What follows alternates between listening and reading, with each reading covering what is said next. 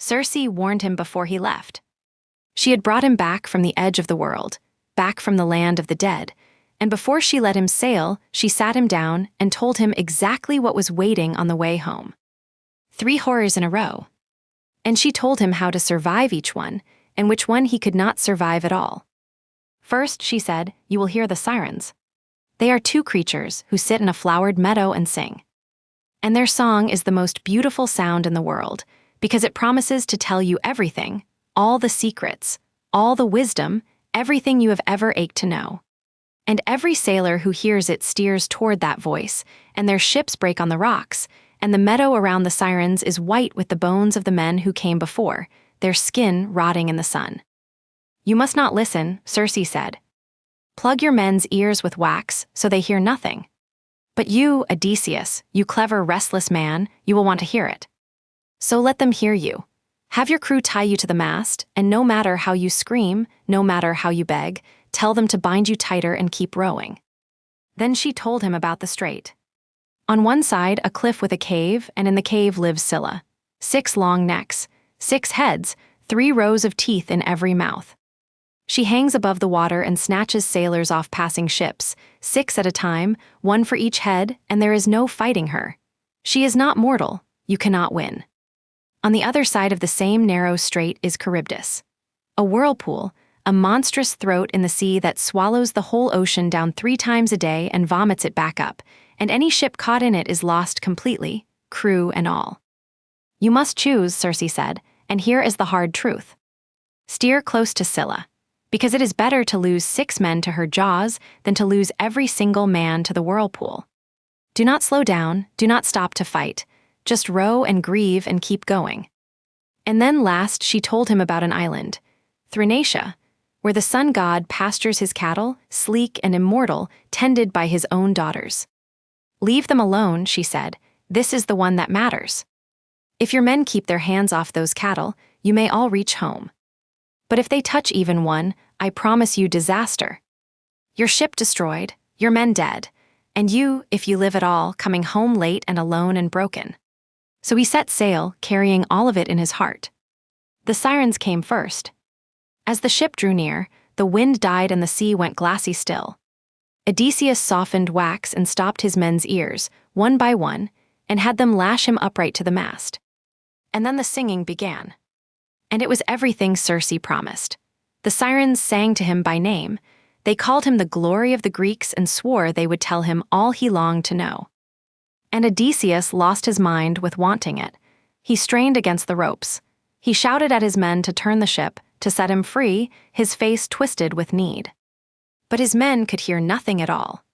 They only saw him struggling, so they did what he had told them to do. They stood up and tied him tighter and bent to their oars and rowed until the singing faded behind them and was gone. That one he survived by planning for his own weakness. The next one he could not plan away.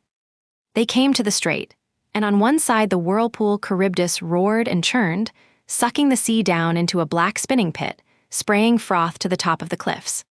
It was so terrifying that every man stared at it, transfixed. Because while their eyes were fixed on the whirlpool, Scylla struck from the other side. She reached down with all 6 heads and plucked 6 men off the deck. Odysseus looked up and saw them lifted into the air above him, his strongest, his best, kicking and reaching down toward him, screaming his name. And there was nothing he could do. He had known this was coming, he had chosen it. He watched them carried up to her cave and eaten alive at her door, still crying out to him, and he said later it was the most pitiful thing he saw in all his years of suffering. But he did what Circe told him. He did not stop, he rowed on. And then they reached the island of the sun. Odysseus could hear the cattle lowing from out at sea, and dread filled him, because he remembered the warnings from both Circe and the ghost of the prophet. So he told his men, we sail past, we do not land here. But they were exhausted, they had lost so much. Eurylochus spoke for all of them and said it was cruel to make them row on through the night with no rest. Just one night on shore, he said, we will not touch anything, we leave at dawn. And Odysseus, one man against many, gave in. But he made them swear a solemn oath. Whatever we find here, no one lays a hand on those cattle, and they swore it. If only they had left the next morning. But the winds turned against them. A storm came and would not stop, day after day, penning them on that island. Their food ran out. They fished and hunted birds and slowly began to starve. And Odysseus went off alone to pray for deliverance, and while he was gone the gods poured sleep over his eyes. And while he slept, Eurylochus made his case to the starving men. Any death is hard, he told them, but starving to death is the worst of all. Let us take the finest of the sun gods' cattle and sacrifice them properly to the gods. And if the god is angry, well, I would rather drown quickly than wither slowly here. And the hungry men agreed. They rounded up the best of the sacred cattle and killed them. Odysseus woke to the smell of roasting, meat on the wind, and knew at once that they were doomed.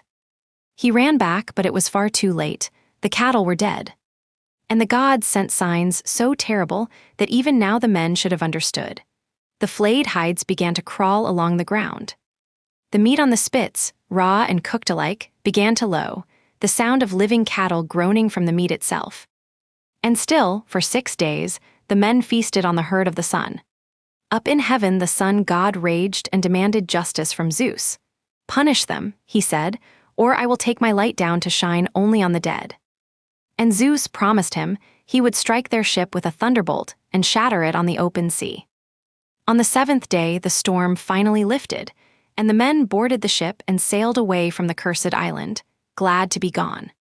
And the moment land was out of sight, Zeus kept his word. A black cloud settled over the ship, the sea went dark. A screaming wind snapped the mast, and it fell and crushed the helmsman's skull. And then the thunderbolt struck, and the whole ship spun and filled with sulfur and smoke, and every man was thrown into the water. They bobbed on the waves around the wreck like seabirds, and then they were gone, all of them. The gods took their homecoming away. Every man Odysseus had led out of Troy was now dead, everyone, and he was alone. He lashed the broken keel and the fallen mast together with a strip of leather and clung to them, riding the wreckage across the sea.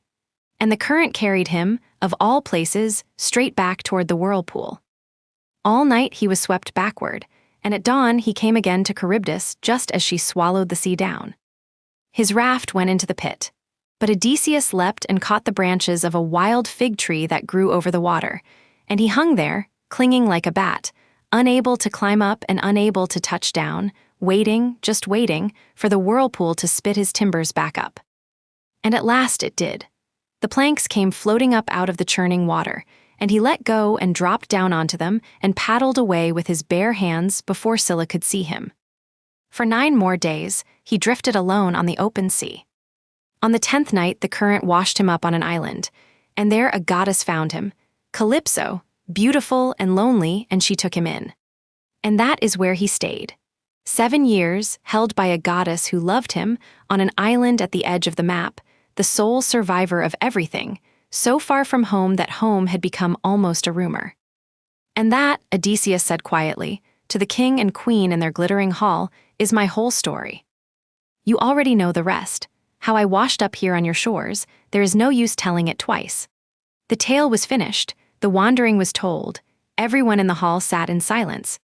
And every one of them knew that this ruined, weeping stranger who had lost the whole world was, at last, almost home.